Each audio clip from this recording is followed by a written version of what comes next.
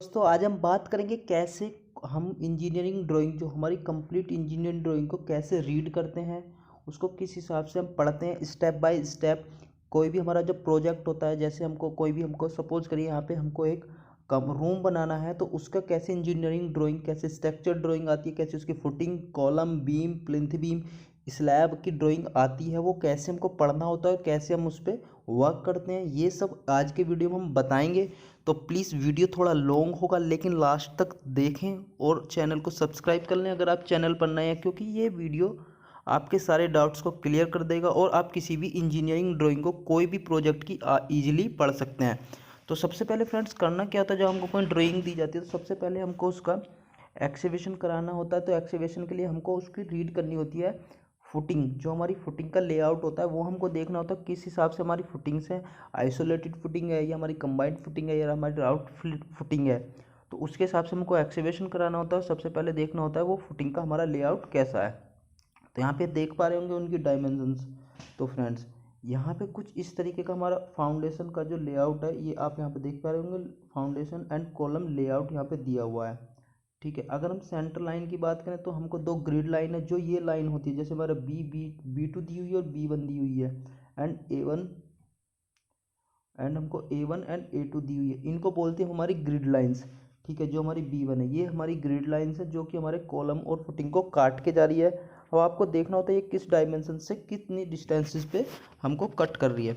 तो हम बात कर लें, जैसे A1 और A2 की डिस्टेंस जो यहाँ पे दी हुई है हमको 5 मीटर यानी 5000 mm दी हुई है, सारी mm में डायमेंशन है, और हमारी 4000 mm B1 से B2 की डायमेंशन दी हुई है। ये हमको रीड करना होता है। उसके बाद हमको देखना होता है कि जो हमारी फुटिंग है उसका साइज क्या है। 715 प्लस 785, अगर हम 715 प्लस 785 करते हैं तो हमारा कितना आता है फ्रेंड, 8 7 15, तो हमारा 1500 mm यानी 1.5 मीटर की फुटिंग, 1.5 मीटर बाई 1.5 मीटर की हमारी चारों सेम फुटिंग्स हैं।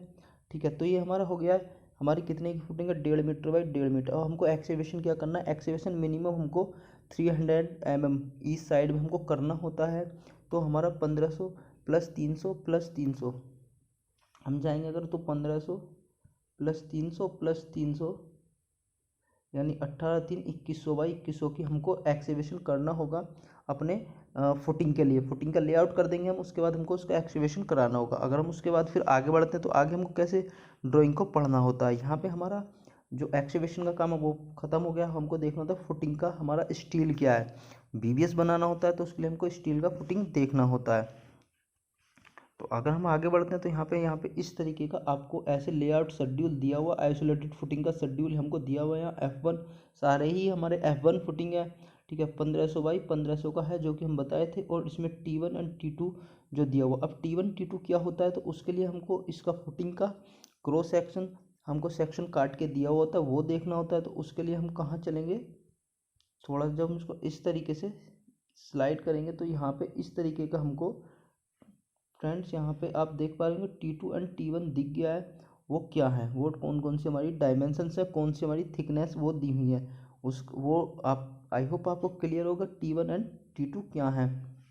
अगर हम यहाँ पे आते हैं तो फिर हमको यहाँ पे स्पेसिंग दे दी जाती है स्टील की 10 mm बोथ साइड में हमारा दिया हुआ है। वो हम लास्ट वीडियो में बता चुके हैं किस हिसाब से आप अपना BBS जब बनाते हैं फुटिंग का, आइसोलेटेड फुटिंग के, तो किस हिसाब से उसकी डायमेंशंस को रीड करते हैं। उसका वीडियो आपको लिंक डिस्क्रिप्शन में मिल जाएगा, वहाँ से उसको आप कंप्लीट एकदम फुल वीडियो को समझ सकते हैं, अच्छे से एक्सप्लेन किया हुआ है। और आगे बढ़ते हैं, अगला स्टेप हमारा क्या होता है। उसके बाद फ्रेंड्स हमारा जब हम इसको फुटिंग को देख लेते हैं, फुटिंग का सरिया बना लेते हैं, हम उसका BBS बना लेते हैं, उसके बाद आता है हमारा कॉलम, जो C1 दिया हुआ है यहाँ पे। कॉलम के लिए हमको यहाँ पे क्या दिया हुआ है, इधर साइड में आएंगे तो कॉलम को इस तरीके से यहाँ पे हमको स्टील बार दिया हुआ है, उसका प्लस रिंग्स हमको जो स्टीरअप्स होती हैं वो दी हुई हैं। C1 हमारा कॉलम है, 4L यहाँ पे दिया हुआ है, उसमें 10 mm 20 mm का सरिया है। ठीक है, T20 लिखा हुआ है, 8 सरिया। ठीक है, 1 2 3 4 5 6 7 8, 8 सरिया दिए हुए हमको 20 mm के। 300 बाई 300 का हमारा कॉलम है फ्रेंड्स, यहाँ पे दिया हुआ है, जो कि उसके हमारे स्टीरअप्स का जो हमारे inner ties and outer ties हैं हमको दी हुई हैं। कैसे हमारा कॉलम का, तो ये हमारा कॉलम का शेड्यूल हम इस हिसाब से पढ़ लेंगे, उसी के हिसाब से हम उसका BBS सरिया बना लेंगे। BBS कैसे बनता है कॉलम का, वो हमारा एक अनदर वीडियो है, एक अलग वीडियो में हम उसको सब बता चुके हैं। ठीक है ना। उन सब का लिंक आपको डिस्क्रिप्शन में मिल जाएगा। उसके बाद क्या करना होता है, जो हम फुटिंग हो गया हमारा और कॉलम हो गया, कॉलम के बाद हमारा क्या आता है फ्रेंड, जब हम कॉलम खड़ा कर लेते हैं हमारा प्लिंथ बीम। तो प्लिंथ बीम की कैसे ड्राइंग पढ़ते हैं वो आगे बढ़ते हैं इसी में। ये कुछ इस तरीके से हमारा प्लिंथ बीम का लेआउट हमको, फ्रेमिंग ऑफ प्लिंथ बीम हमको दी हुई है।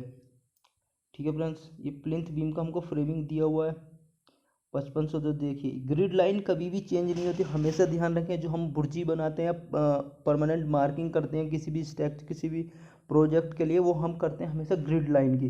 ग्रिड लाइन कभी भी चेंज नहीं होती है, कितने ही फ्लोर तक हमारा प्रोजेक्ट चला जाए, कितना ही बड़ा प्रोजेक्ट हो जाए, हमारी हमेशा ग्रिड लाइन सेम रहेंगी। जैसे यहाँ प्लिंथ बीम में भी हमको यहाँ पे ग्रिड लाइन दी हुई है।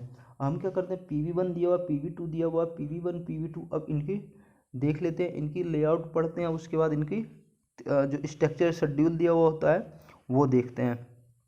यहाँ पे अगर नीचे आते तो यहाँ पे हमको प्लिंथ बीम का शेड्यूल दिया हुआ है। ओके फ्रेंड्स, तो इस तरीके से हमको PV1 का ये डिटेल दिया हुआ है, यहाँ पे PV2 का डिटेल दिया हुआ है। इस हिसाब से हम उसका फ्रेमिंग कर देते हैं। हम अपने स्ट्रक्चर का जो हमारा होता है उसका प्लिंथ बीम को हम उसको बाइंड करते हैं। देन हमारे कॉलम को हम ऊपर लेके जाते हैं अप टू स्लैब लेवल। ठीक है, अब उसके स्लैब लेवल तक का हमको उसको करना होता है। अगर हम फ्रेंड्स अब बात करते हैं स्लैब लेवल की, तो इस ये आ गया हमारा रूफ का स्लैब लेवल। ठीक है, roof beam and slab, roof beam का flooring, sorry roof beam framing work plan जो है हमारा। तो रूफ का जो हमारा है वो इस तरीके से कुछ आप देख पा रहे होंगे फ्रेंड्स। यहाँ पे हमको RB2, RB1 and RB1 and RB1, और स्लैब में जो दिया हुआ है वो 150 mm थिक की हमारी स्लैब है। और हमारा जो बी सरिया है वो हमारा अलोंग द 4000 mm के, अलोंग 4000 mm के बी दिया हुआ है। और अलोंग दी हमारे 5000 जो हमारी डायमेंसन है उसके, जो हमारी जो ज़्यादा विड्थ है उसके डायमेंसन में हमारा ए दिया हुआ है। और जो स्मॉल डायमेंसन के, जो स्मॉल डायमेंसन है हमारी, उसके अलोंग में हमारा बी दिया हुआ है। उसके पैरेलल में जो सरिया है वो बी दिया हुआ। बी की डिटेल क्या, ए की डिटेल क्या, वो हम देखेंगे। RB1 RB2 इनकी डिटेल्स कैसे देखेंगे। अब इस तरीके से नीचे आ जाते हैं फ्रेंड्स, हमारे यहाँ पे कहाँ पे डिटेल दिया हुआ है। तो इसी तरीके से यहाँ पे जो हमारे को प्लिंथ बीम का दिया होता है, इसी तरीके से हमको RB1 एंड RB2 का डिटेल्स दिया हुआ है। ठीक है, फिर उसके बाद रीड करने का फ्रेंड्स, हम इस वीडियो में कम्प्लीटली आपको केवल ये बता रहे हैं कि इंजीनियरिंग ड्राइंग को किस हिसाब से पढ़ते हैं, कैसे स्टेप बाय स्टेप पढ़ते हैं, BBS कैसे बनाते हैं, उनका शेड्यूल कैसे करते हैं। ये सब फ्रेंड्स अलग टॉपिक है, उसको हम अलग से बताएंगे। कुछ का वीडियोस हमने डिस्क्रिप्शन में दे दिया, कुछ के वीडियो हम लेके आएंगे, बट इसमें हम स्टेप बाय स्टेप बता रहे हैं आप कैसे उसको रीड करते हैं। उसके बाद अगर हम फ्रेंड्स आगे बढ़ते हैं तो हम उसका स्लैब का सरिया देखना होता है, A और B की क्या डिटेल दी हुई है। तो A और B की डिटेल यहाँ पे दी हुई है फ्रेंड्स हमको। Schedule of slab reinforcement, A 10 mm का सरिया 175 की स्पेसिंग पे दिया हुआ है, जो ये हमारा है A। पैरेलल टू जो लार्ज डायमेंशन है वो हमको 10 mm का सरिया देना है। ठीक है, 175 की स्पेसिंग पे। और जो हमारा बी है वो हमको 100 पैरेलल टू द 4000 mm वाली डायमेंशन के पैरेलल में रखना है, वो हमारा 150 की स्पेसिंग है। ठीक है, हमेशा जो हमारा स्मॉल स्पेसिंग वाला होता है, जो स्मॉल डायमेंशन में सरिया होता है, पैरेलल टू स्मॉल डायमेंशन, जो स्मॉल डायमेंशन के पैरेलल में बिछता है वो हमेशा नीचे आता है। उसके ऊपर से हमारा जो parallel to the longest dimension होता है वो उसके ऊपर आता है, जिसको हम सेकेंडरी बार बोलते हैं, प्राइमरी बार या ट्रांसफर बार बोलते हैं। ठीक है, मेन बार बोल देते हैं। जो हमारा स्मॉल डायरेक्शन में होता है, स्मॉल डायरेक्शन के पैरेलल जो होता है, स्मॉल डिस्टेंस के पैरेलल होता है, सॉरी, जो स्मॉल डिस्टेंस के पैरेलल होता है उसको हम बोलते हैं मेन बार। ठीक है, और जो हमारा लॉन्गेस्ट, जो हमारी जो लार्ज डायमेंशन होती है उसके जो पैरेलल होता है उसको हम बोलते हैं सेकेंडरी या ट्रांसफर बार। ठीक है फ्रेंड्स, उसके बाद इस तरीके से आप पूरा का पूरा ड्राइंग को पढ़ सकते हैं। यहाँ पे सेक्शन काट के भी दे देता है कि BB2 कैसे दिखेगा, उसका XX सेक्शन दिखेगा, ये सब अलग फ्रेम है। तो इस तरीके से हमारा कंप्लीट स्ट्रक्चर जो होता है किसी भी एक प्रोजेक्ट का, या छोटा स्ट्रक्चर हो या बड़ा, कोई बड़ा बिल्डिंग प्लान हो, कोई भी हो, उसका इस तरीके से ड्राइंग को रीड करते हैं।